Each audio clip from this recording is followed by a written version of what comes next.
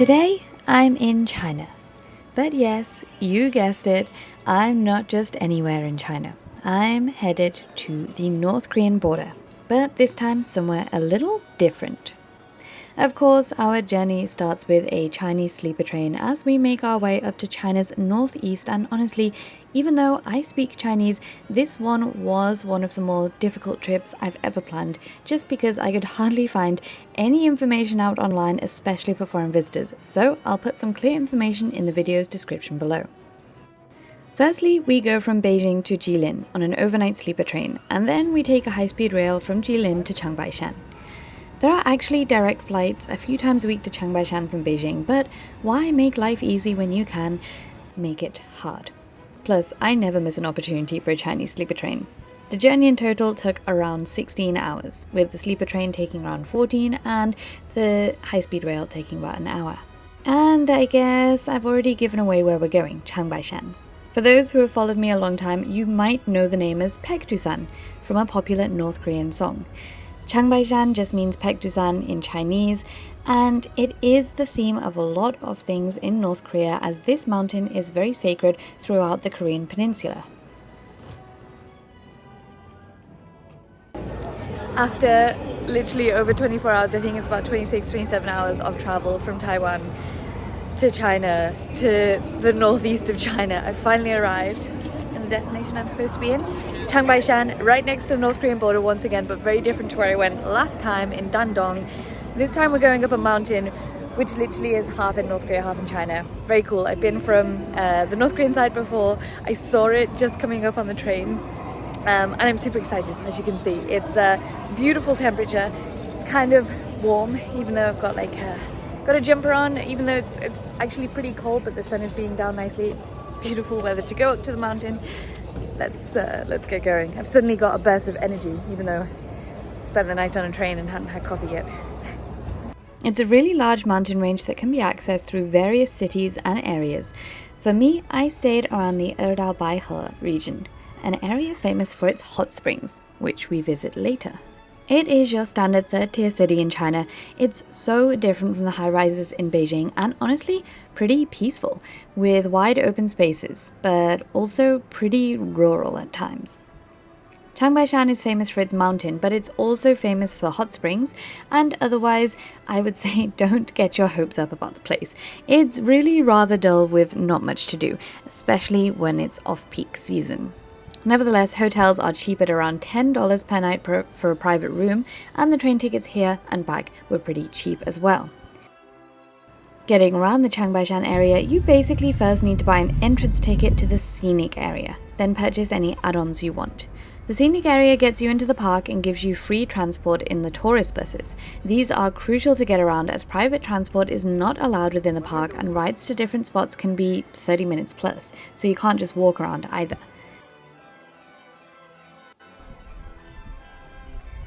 Okay, gotta watch out for the bears. They do actually have quite a lot of stuff in English here, which is quite good. So behind me here is the ticket office. It's super easy to find. This is a big parking lot here where any bus or taxi can drop you off, and then you just head to the ticket office here. This is where you go and collect your tickets usually. I would definitely say try and book it in advance, because it's all the same system. I thought it might be a little bit easier. Once I get here, then I'll be able to talk to someone, find out what it's like, use cash instead of WeChat, because I don't have so much money in my WeChat. But it turns out everything is done through WeChat. They don't accept card anyway, or cash, or anything like that. And it's the exact same code that you'll be swiping in order to buy it. It's the exact same website, so just buy it in advance. Save yourself some time and some stress, which I am now because I'm trying to find some money for my WeChat. Okay, so this is my ticket that I just bought. Now we can head on in. So funny, there is absolutely no one here. I feel like definitely came at the wrong time of the year, but it's nice to kind of beat the crowds and not have to worry about buying tickets. It's so weird. So typical weird Chinese kind of tourist attraction place where it's so big, so organized, and so empty at the same time. Tickets sell out very quickly during peak time, which is summer and winter months. Online, it will also tell you that you need to book at least 24 hours in advance and from up to 10 days in advance. This had me stressing so much when I desperately tried to book tickets online to no avail, thinking I would rock up all the way here only to be turned away. Don't worry, you can buy them on the spot as long as there are some left. So not going at a peak time really is a good idea.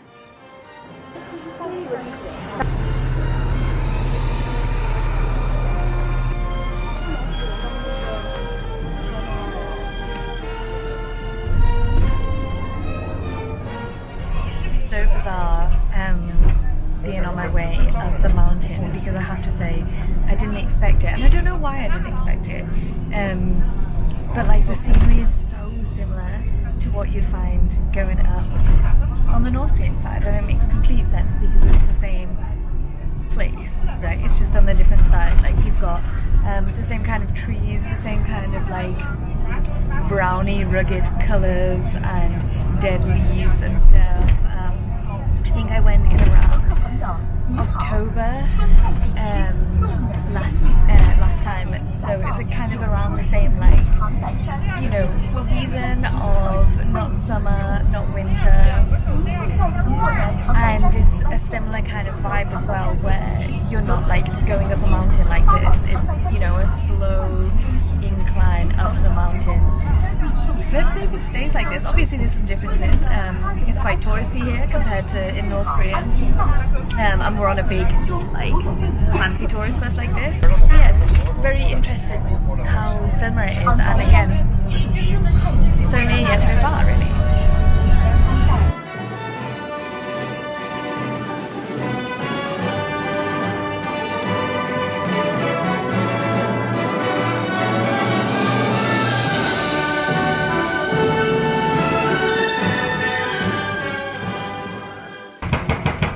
Off the bus, see behind me, and it's not your typical like nature tourist attraction, is it? It's so typically Chinese that they've just made it all a bit crap. But anyway, heading up to Heaven's Lake now. You need an extra ticket when you go to Heaven's Lake. It's a few extra dollars, and it's kind of standard that most people will add this to their trip. It is the main attraction here after all. Either way, you will need to go through another ticket barrier here. For a lot of things in China these days, like train tickets, you'll purchase your ticket through your ID card, and your ID card kind of becomes your ticket. That's what you can see happening here, and why I had to show my passport too. From here, you get into smaller cars that take you up to Heaven's Lake. Make sure to grab a front seat spot if you can. I managed to nab this spot just as people already in the car wanted to take it, so you can hear their light-hearted complaints in the background. And of course, what journey into the nature in China would be complete without awful Chinese pop music to lift the ambience? A lot of people are surprised when visiting Changbaishan that although it is a mountain peak, it is not your typical pointy triangle shape. Getting to the top of Changbaishan is a really steady incline, just like on the North Korean side too. Plus, this mountain is definitely missing that top of the triangle peak, as there is a massive volcanic crater lake inside the top instead. That being said, of course, it does still have a top to it that you can see peeking through the trees right now. And once you start getting closer to the top, it does noticeably get steeper and a lot colder. I was starting to get pretty car sick, so happy when we finally arrived. And remember, this is an actual border region, so it is pretty heavily guarded with military. Let's go. It's a little colder up here. Let me get my jacket on. Little bit windier up here and a lot colder. We're at over 2,500 meter altitude. I think it's about 2,700. But it's not too cold. I'm in like a t-shirt and I've got thermals on underneath and a coat, and I feel like once I get going it's fine. It's actually a really nice temperature, really sunny, so definitely need these actually. On our way to Tianchi, you can see behind me there's a bit of a map, so I'm going to check that out, but the tourist trail is all very clearly lined out, so it's easy to follow and not too many people. It's really nice. That drive was bloody mental though on those mountain trails. Despite how much snow there is, the temperature is pretty pleasant. Apart from the pretty strong wind, which only gets stronger once you're out of the slopes as we get closer to the Tianshi, this walk is just a couple of minutes, which is why this slope is so popular. There's really not much walking involved and it's pretty tourist friendly.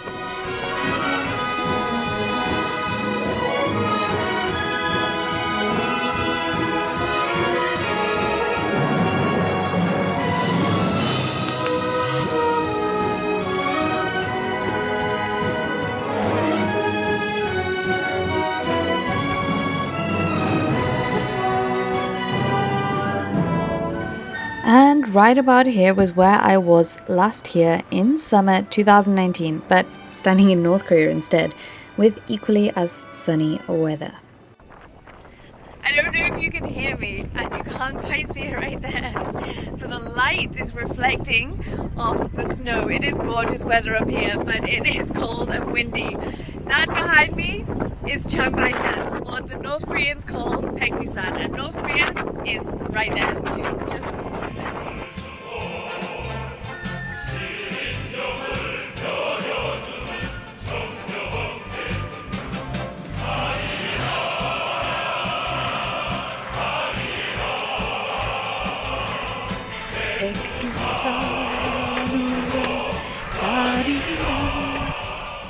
So to be honest, that's pretty much it. What you can see behind me, that's where you can visit right now. There seems to be a few other trails further up. I think they're closed at the moment.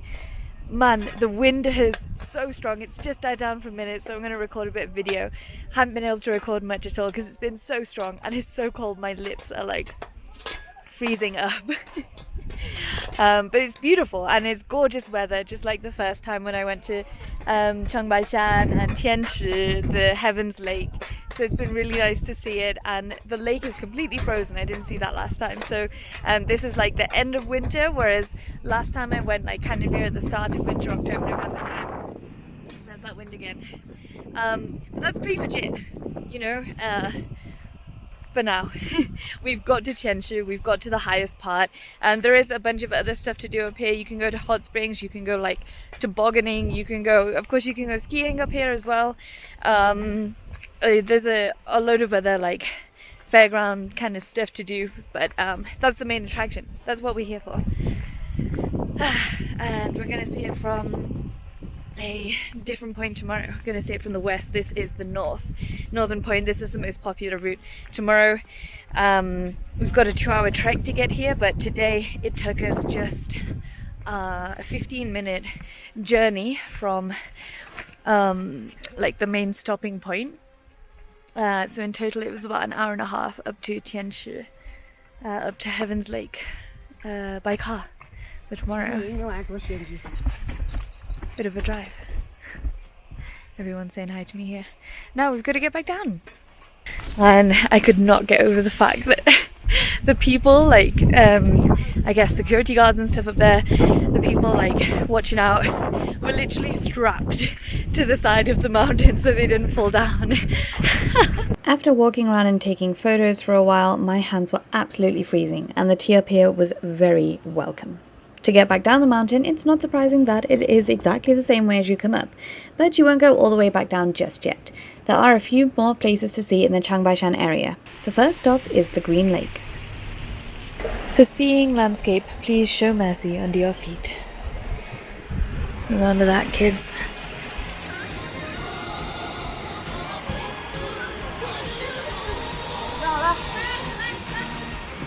It's actually really pretty, and the colours are really nice right now. Like these beautiful spring colours, kind of still like a little wintry. Very nice.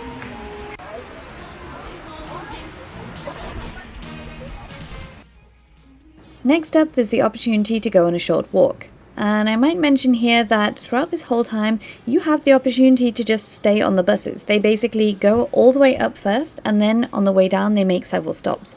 You're welcome to stay on these buses and just head all the way down if you like. Throughout this forest, you'll find little explainers telling you why it's so good to get out in the nature, as well as some explanations on the Siberian tiger and the bears around. Be rude not to.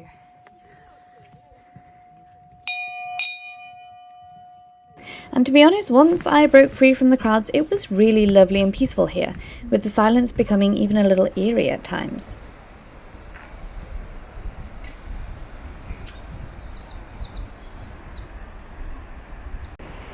got to the end of the trail. Beautiful view. You can't really see, but it goes all the way down there. It's like quite a sheer drop. And I realised something horrific. All this time, I thought that this trail had two entrances. One was at the bottom and one is at the top. And I was like laughing at all the people who have been walking up past me. So I'm thinking like, hey, I'm going down here, I'm happy. Well, I found out that this is the end of the trail. So looks like I have no choice but to go right back where I started. So no wonder all those people were tired. This is the start of the stairs that I never thought I'd have to climb. Let's do it. Don't get me wrong, I absolutely love a hike, and it's like the perfect time of day. Look, the sun is like setting behind me, casting a beautiful shadow like through the trees as we go on by. There's no people, beautiful weather.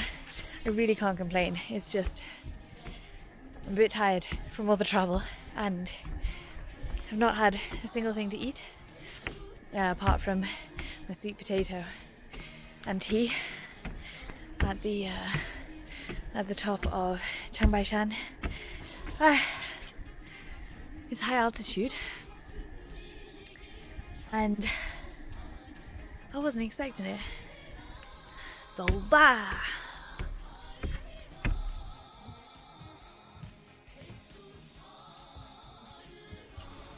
I had arrived into the Changbaishan Park area around 11 AM and spent pretty much the whole day here. The various places to explore combined with the long distances to travel make this pretty easy. Once we got down from the mountain, it was time to get some good food. Honestly, I hadn't eaten all day, and of course I had to check out a local North Korean style restaurant. The taxi driver on the way told me this place is famous for its dog meat.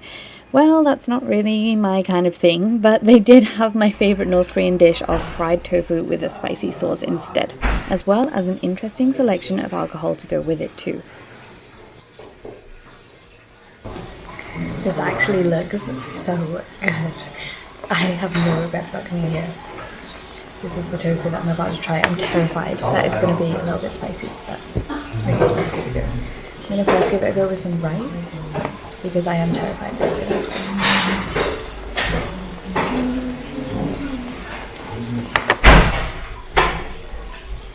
Perfect. It's good. Worth the all-day wait. Sorry, I'm going to sign off now and carry on eating this.